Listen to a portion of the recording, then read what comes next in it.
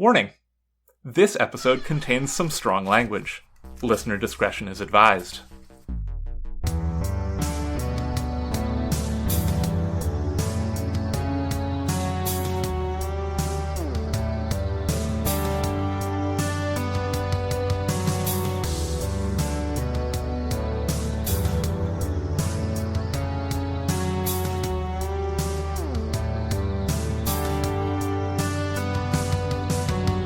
Hello, and welcome to Tales from the Trunk, reading the stories that did make it.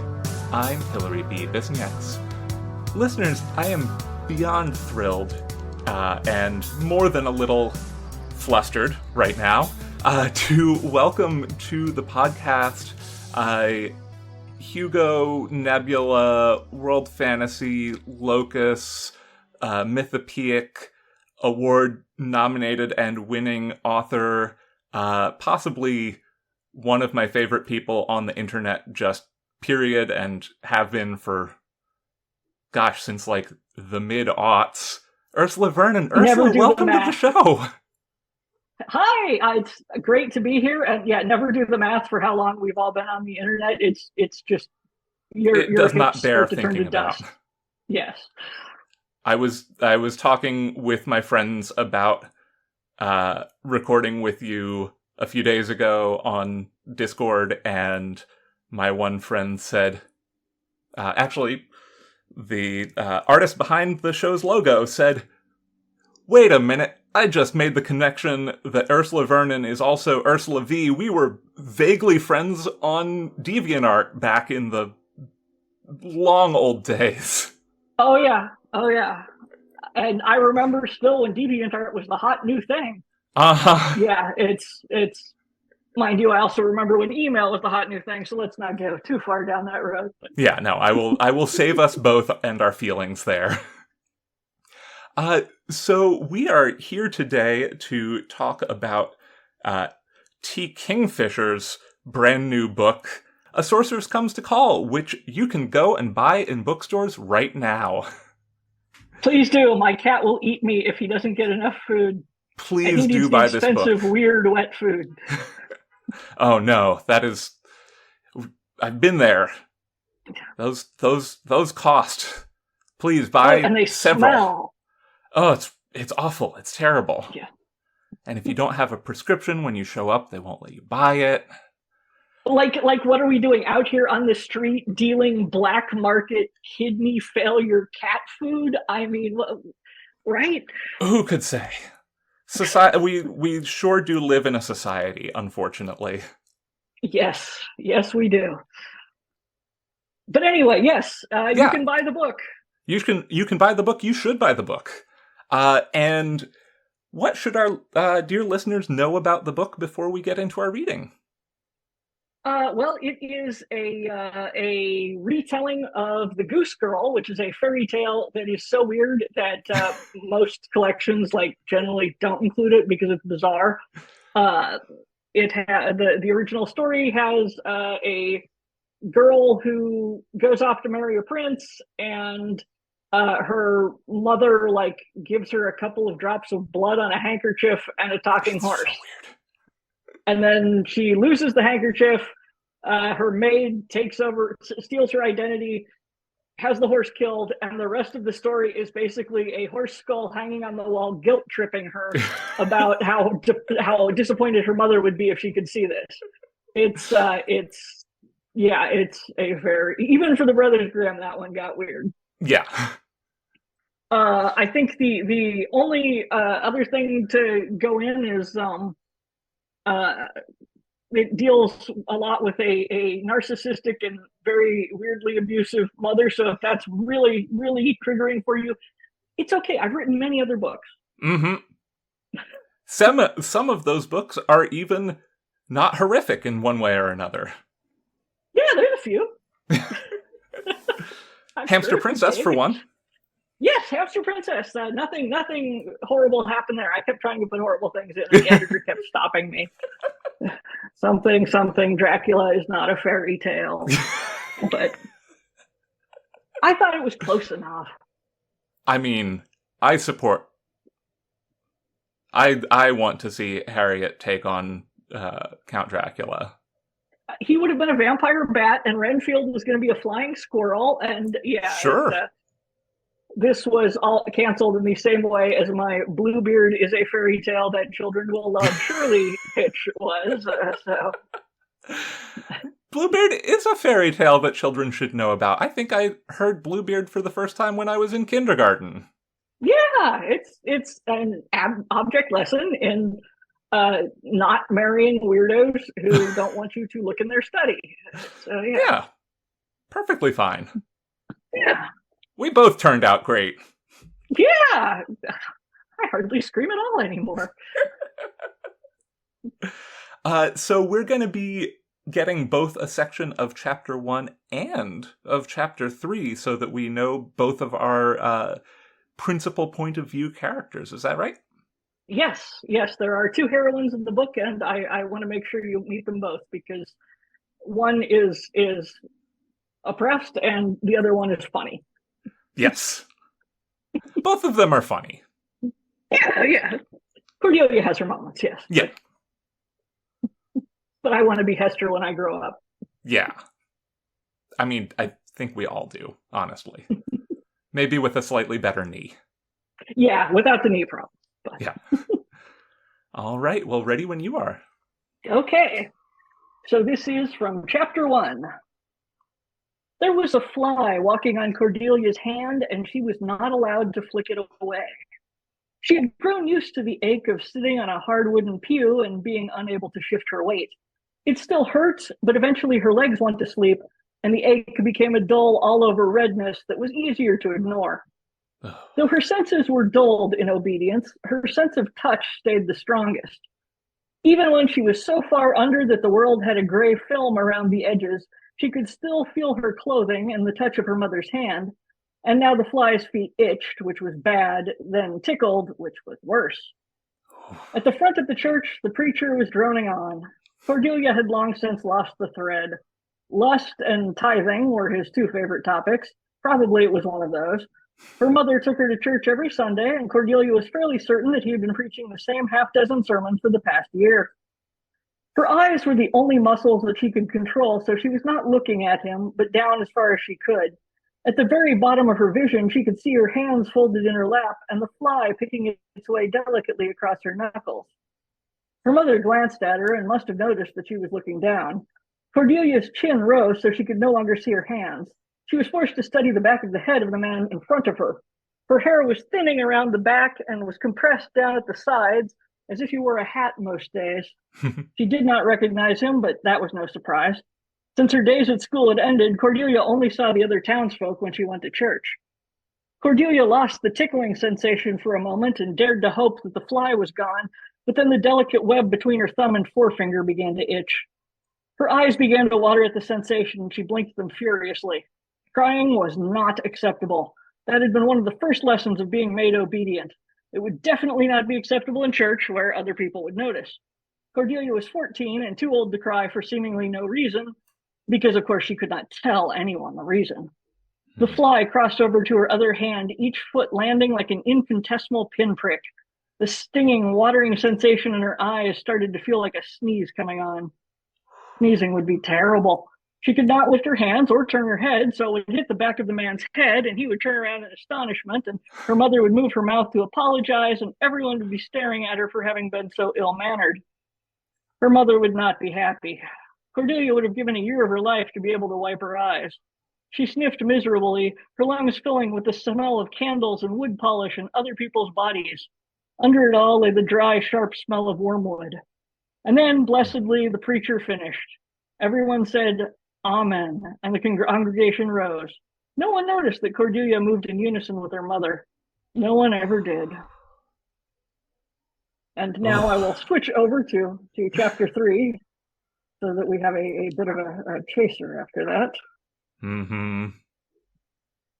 Esther came awake in the night because something had ended. At first, her sleep-fogged brain thought that it might have been a sound. Had there been rain? Had she woken because the drumming on the roof had stopped? No, there wasn't any rain last night, was there? It was clear as a bell and chilly from it. She lay blinking up at the ceiling, the posts of the bed framing her vision like trees. What had stopped? Fear took her suddenly by the throat. I swear this is a funny bit. Honestly. Fear took her suddenly by the throat, a formless dread with no name, no shape, only a sense that something was wrong, something terrible was coming this way. Hester gasped, reaching for her neck as if to pull off a murderer's hands, but there was only the darkness there. She was in her own room, in her own bed, in her brother's house that had been her father's house and her grandfather's before him. She knew exactly where she was. If it had been a nightmare, she could have shaken it off, but she was firmly awake now, and the dread was not receding. Something was coming.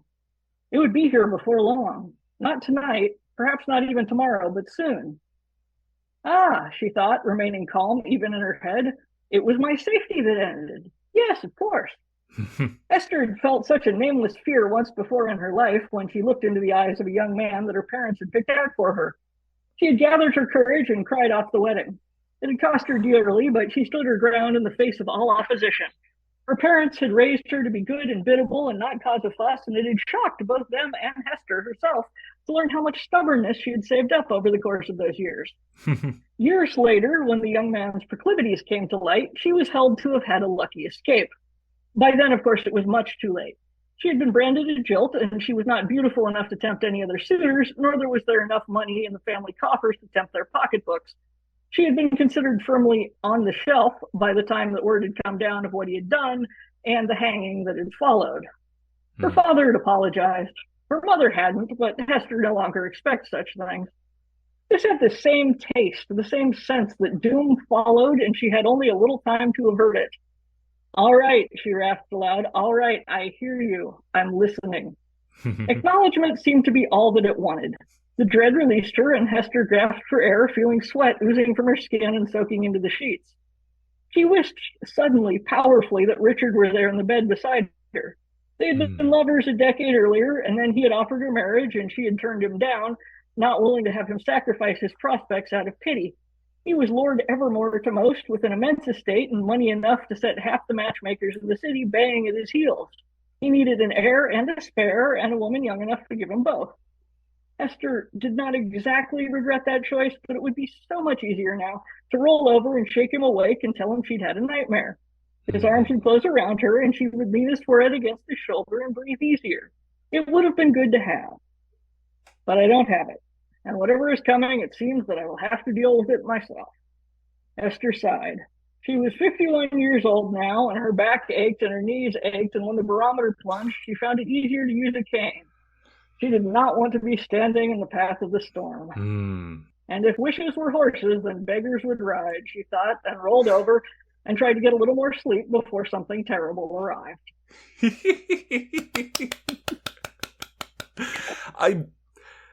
I knew I was in it honestly, from the first sentence of chapter 1, but when chapter 3 hit, I knew I was in for something.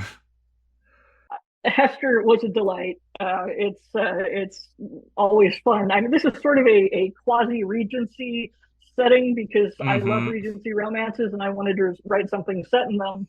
And being me, we had to get horrible evil magic and horses and things. Yeah.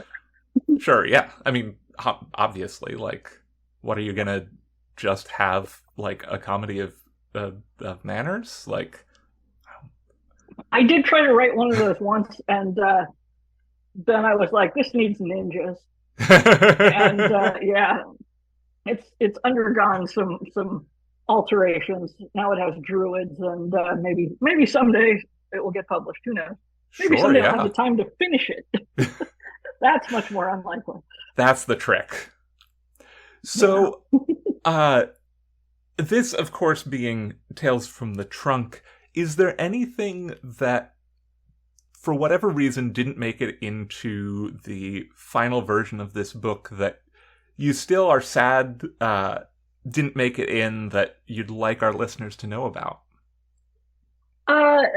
I wish I had been able to do the talking horse skull as more than like a brief shout out. Like, I would have loved a scenario where it was just talking horse skull on the wall, like all day long. But I couldn't finagle the plot around so that would work.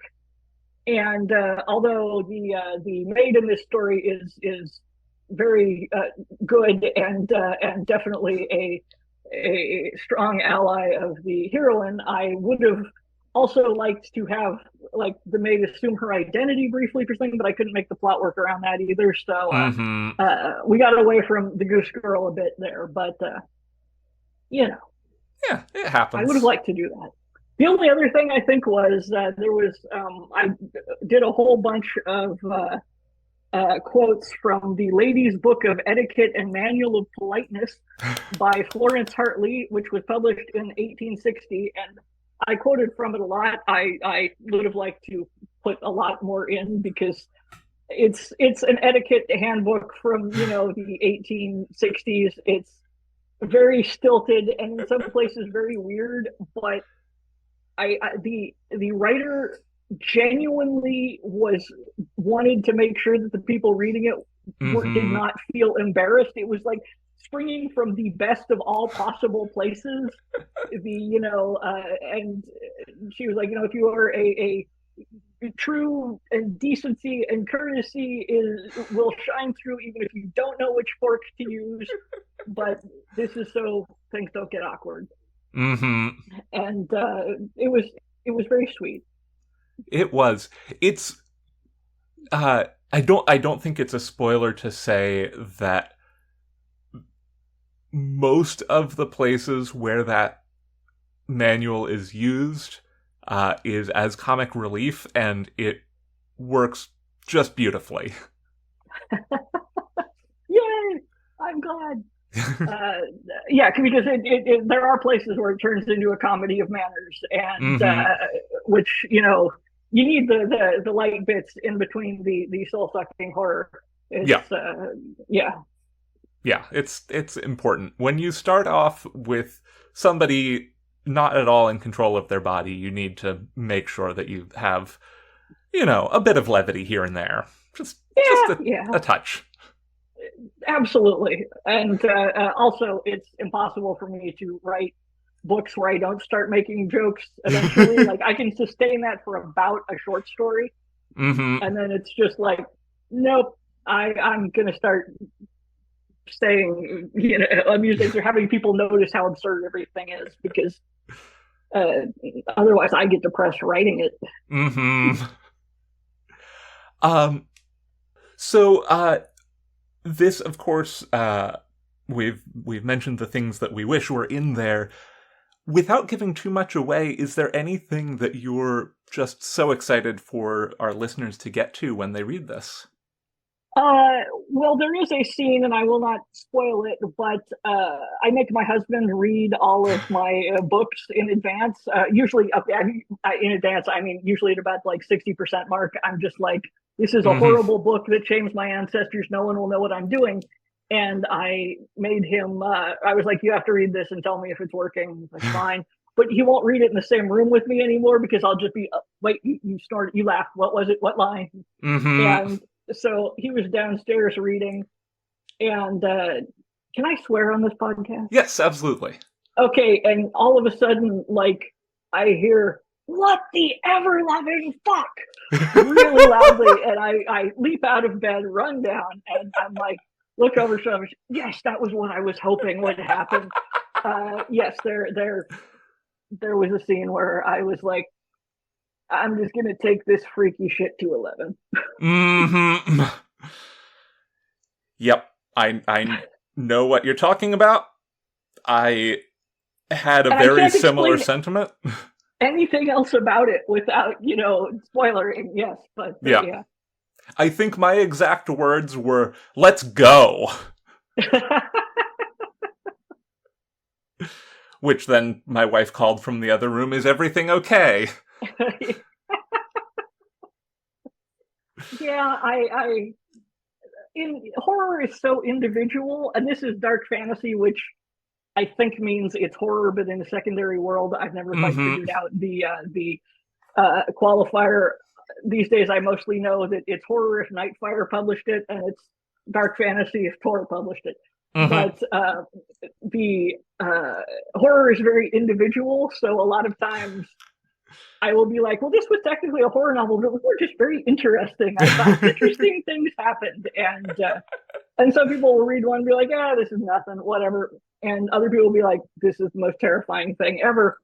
And a lot of the people who usually think my horror books are just kind of interesting, the obedience freaked them out in this one.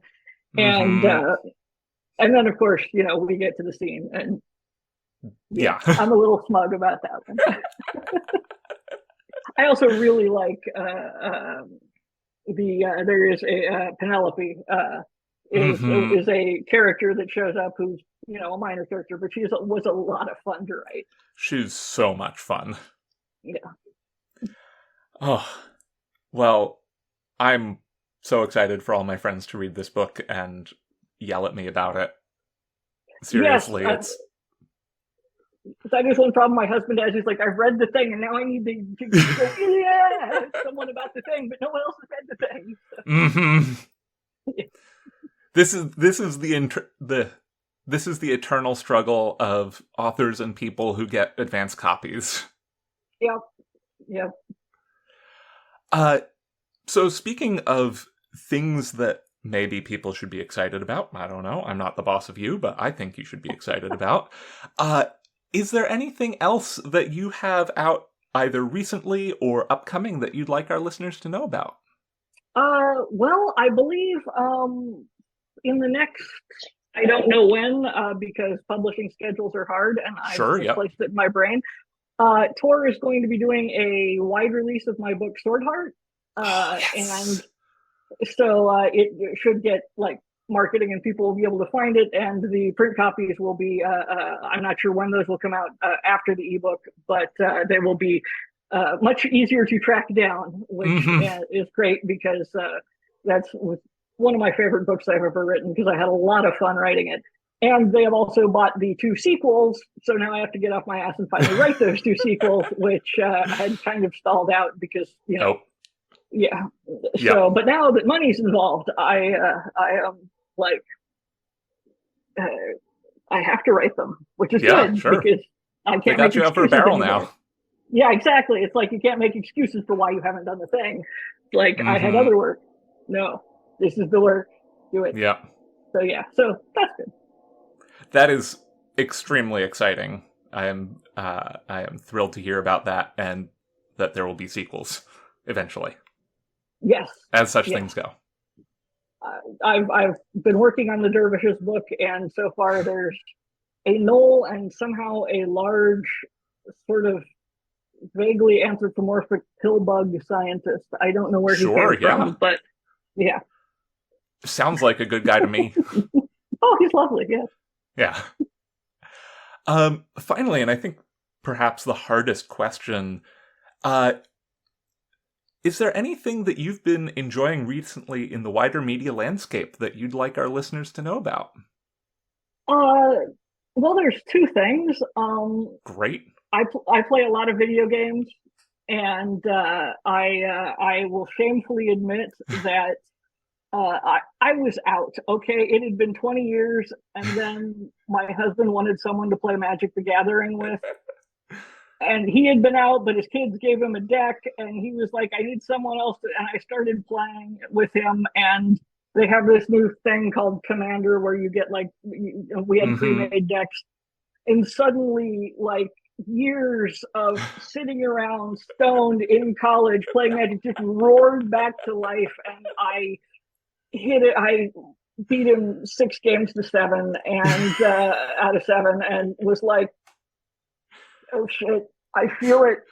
Oh God. And they have this online version called Arena, and it makes me angry how good it is, because Mm-hmm. it's such a complicated game in so many ways, and they have tried to make apps before that failed miserably, and this one works beautifully. The UI is good, it's intuitive, it Mm-hmm. tracks all the things you need tracked, it highlights when you can play a card.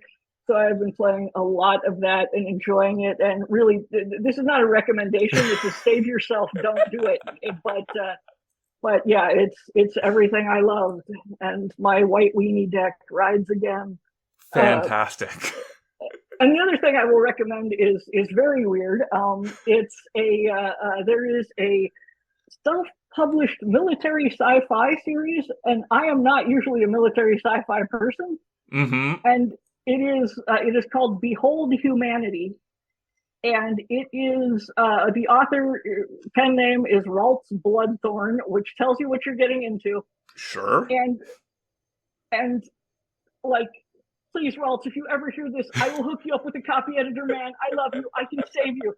But they are so weird and delightful, and like they are in many ways sort of a parody of Warhammer, but not, but like with this deep, genuine love of people and everything, and they're just like deeply fun. And if I am having a rough day or just read something really heavy, I'm like, oh, thank God, there's a new Behold Humanity. Let's go read about the uplifted Dobermans or whatever who are Sure. yeah it's really engaging. And you're reading it going, I cannot look away. And yeah, it's they're fun. Shout outs. That's fantastic. Well, listeners, of course, links to all of these things will be in the show notes. Very last thing. I will add, actually, on the last one, if you ever yes. read the Tumblr post, Humans Are Space Orcs, this is that taken to the logical extreme. Everybody's like, oh God, the humans are around. Oh God, they're so weird. Oh, excellent. Now I get give up. Yeah. Now I get to battle against Tumblr search to find that post. Oh no! Oh, now I'm sad. Sorry, but yeah, humans are space orcs, I think will get you there. But yeah. No, I'm fairly certain I have screenshots of it saved, so that will narrow it down somewhat. Excellent. And if all else fails, I can put the screenshots in the show notes.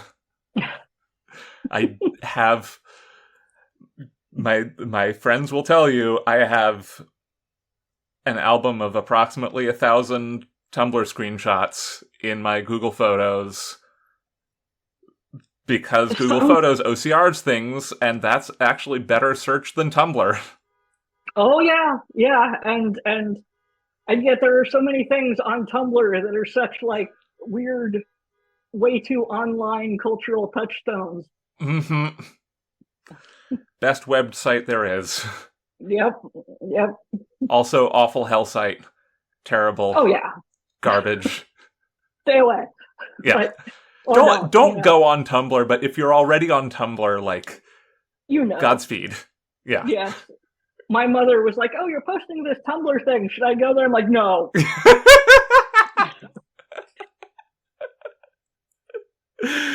Oh, yeah. Yeah, that's how it be.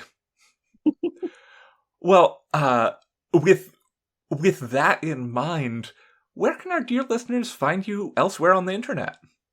In terms of me posting on, well, I used to be on Twitter. I no longer am because, Yep. Everyone knows now. The closest equivalent, if you want my daily random commentary about things like why I can't find Sharpies in this house, I am on Blue Sky as T. Kingfisher. Once in a while, I remember Tumblr exists and spend several intensive months there, and then get distracted and go away. And I also have a website at Red Wombat Studio, although you can get there from tkingfisher.com or ursulavernon.com as you wish. Yeah. Well, Ursula, it has been so much fun having you on the podcast. Absolute delight. Cannot wait for another book to come out from you so that I can have you back. Oh, yay! I'm delighted to be here. Always fun to talk to someone from my same weird niche of the internet.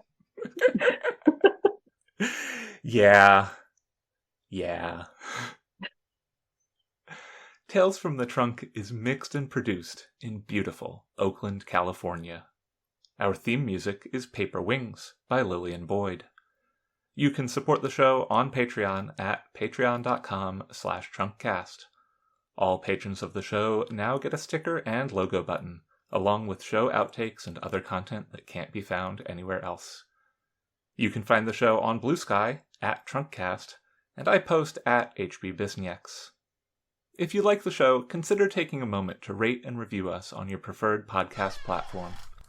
And remember, don't self-reject.